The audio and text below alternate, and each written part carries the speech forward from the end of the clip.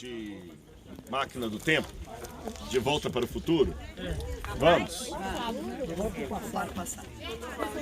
o futuro. Que a gente vai para o futuro, a gente está no passado.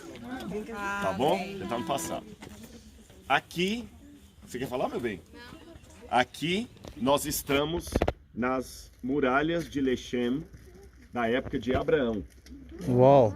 Eu estou falando de entre 2000 e 1800 a.C. Tá bom? Se vocês olharem aqui, ó, tem uma muralha aqui, ó. Tá vendo aqui, ó? Isso aqui tudo é uma muralha que vem aqui, ó. Lembra a questão que eu falei da estratigrafia? Sim. Olha o muro aqui. Agora, quando a gente sai daqui e vai para ali, nós vamos para 900 a.C. Então, quer dizer, eu falei que 2000, 1900 a.C., daqui para ali tem 1000 anos. Fiz com certa conta, né? Ó, frisa isso. Olha uma coisa original que temos aqui. Tu gosta de escalar, nós vamos escalar. Estão vendo essas pedras ali colocadas? Sim, faz um altar. Tá bom? É um altar. É um altar. Um altar pagão. E olha que interessante, eles tinham costume, você tá vendo aqui essas pedras colocadas em cima? Isso é chamado de macebá. Macebá. Ou macebaot. É feminino, né? Macebaot. Macebaot, que são uma coletânea de pedras que eles erguiam em adoração a Deus. E quando você vai para 2 Reis, capítulo 23, versículo 8, fala justamente, olha o que está em 2 Reis 23, verso 8. Olha bem. A todos os sacerdotes trouxe das cidades de Judá. Está falando justamente da reforma de Josias. E profanou os altares que os sacerdotes incensavam desde Geba até Beersheba. E derrubou os altares das portas que estavam à entrada da porta. Estão percebendo?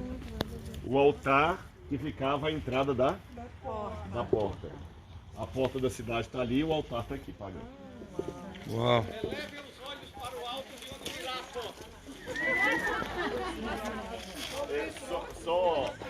Nossa, deixe-me dar uma aula, com todo respeito, deixe-me dar uma aula de direito para vocês, viu?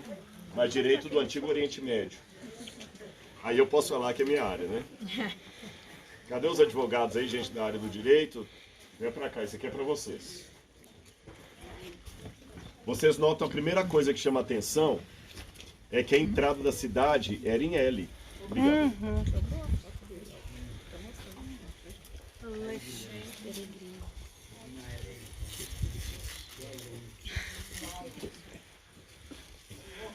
Por que vocês acham que a entrada da cidade era assim, fazendo assim?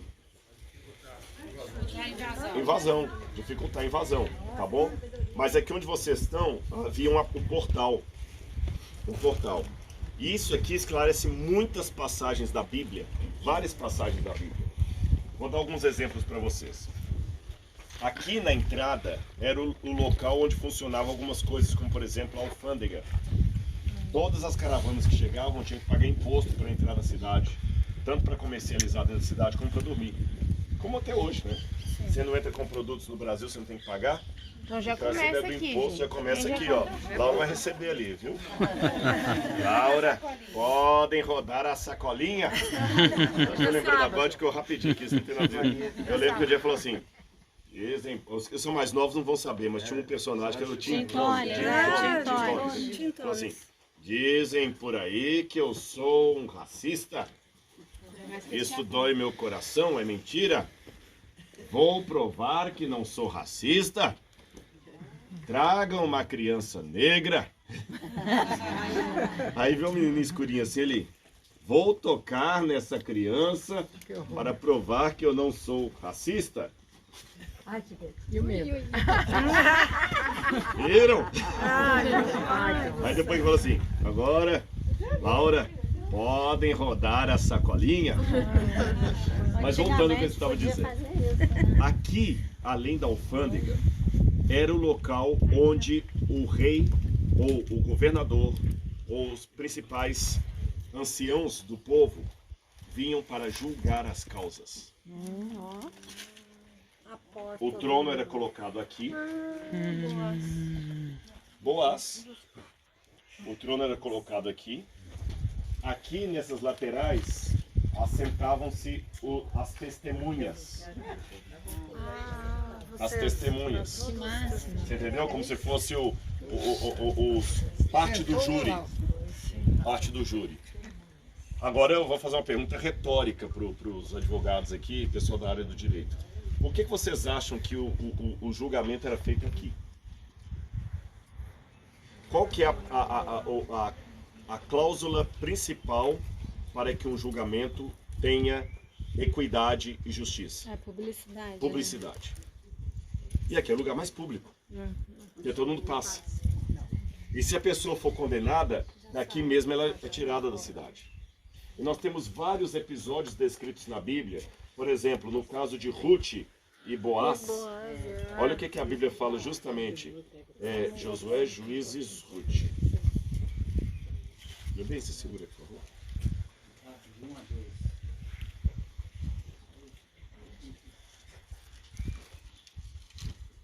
Ruth.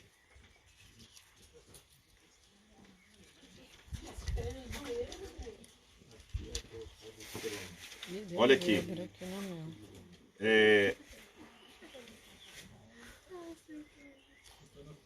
Olha o que diz aqui. Ruth, capítulo 4. Boaz subiu à porta da cidade e assentou-se ali. Eis que o resgatador de que Boaz havia falado ia passando, então disse: Ô fulano, chega-te para aqui, assenta-te. Ele se virou e assentou.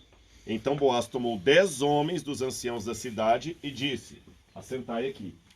A história de Ruth e Boaz não foi aqui. Tá, não foi aqui, mas Vocês foi entenderam? uma situação semelhante. Mas a situação legal é a mesma. É a mesma. Então Boaz tomou 10 homens dos anciãos da cidade e assentáveis aqui, assentaram-se. Então disse ao resgatador: aquela parte da terra que foi de Elimeleque, etc, etc. E aqui eles fazem o acordo e os homens tiram os sapatos. Tá bom? Tem uma outra passagem curiosa também que eu gostaria de ler para vocês, que é quando Davi... A porta da cidade. Hã? Eles falam que troca o sapato na porta da cidade. Na porta da cidade. E nós estamos na porta. Ok. Então vamos trocar. Nós estamos na porta da cidade, né? Uma outra situação que a gente tem aqui, olha que interessante. Quando Davi recebe a notícia que Absalão havia morrido. Quer ver aqui, ó? Olha o que diz aqui. Olha aqui. Segundo Samuel, capítulo 18, versos 19 em diante. Então disse Aimaas, filho de Zadok: deixe-me correr para dar a notícia ao rei que o Senhor já o vingou dos seus inimigos. Aí ele vai dar a notícia lá para Davi. E a Bíblia descreve assim: Davi estava assentado entre as duas portas da entrada. Isso também não foi aqui. Mas dá para a gente ter uma noção do que a Bíblia está dizendo. Davi estava sentado entre as duas portas da entrada. Você tem uma porta aqui. Você tem outra porta ali. E Davi estava justamente onde o rei costumava ficar para julgar o povo. Davi estava sentado aqui, ó, entre as duas portas da cidade. Subiu a sentinela ao terraço da porta sobre o muro. Aqui tinha um terraço, tinha uma torre aqui, ali tinha outra torre. Aí ele viu Aimaas correndo. Então vocês estão vendo como é que essa questão de entre as portas, por isso que toda vez na Bíblia fala o julgamento está às portas, significa que aqui acontecia. Mas uma última informação sobre o direito naquele tempo. Não havia figura pública do advogado de acusação como profissão. Não havia. O advogado de acusação era a vítima que adquiria o direito de ser o promotor do caso dele. Então vamos supor que eu tenho uma demanda judicial contra a Vanilza. Contra a Vanilza não, ela é minha sogra. Não gastei seu nome, hein? Regina. Ô Regina, você é rainha, mas eu vou ficar. Eu vou brigar com você na justiça. Tá bom? Se eu tenho uma demanda judicial contra ela, eu vou até o juiz da cidade, que é o ancião, ou o governador, ou sacerdote. Ele fazia o papel de juiz. Fala assim, ó, eu tenho uma demanda contra a Regina, ela me comprou uma terra e não me pagou e tudo mais. Se o juiz vir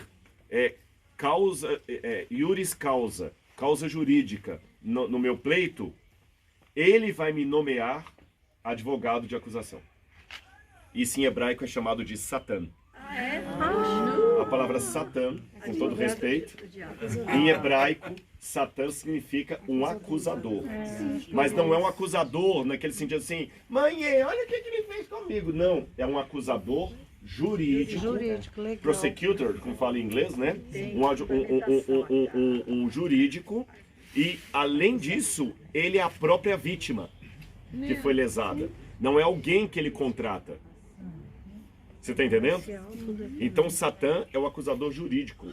Por isso que quando a Bíblia fala que Satanás é o nosso acusador perante Deus, não é naquele sentido, lá, Deus, o que é que ele fez? Não.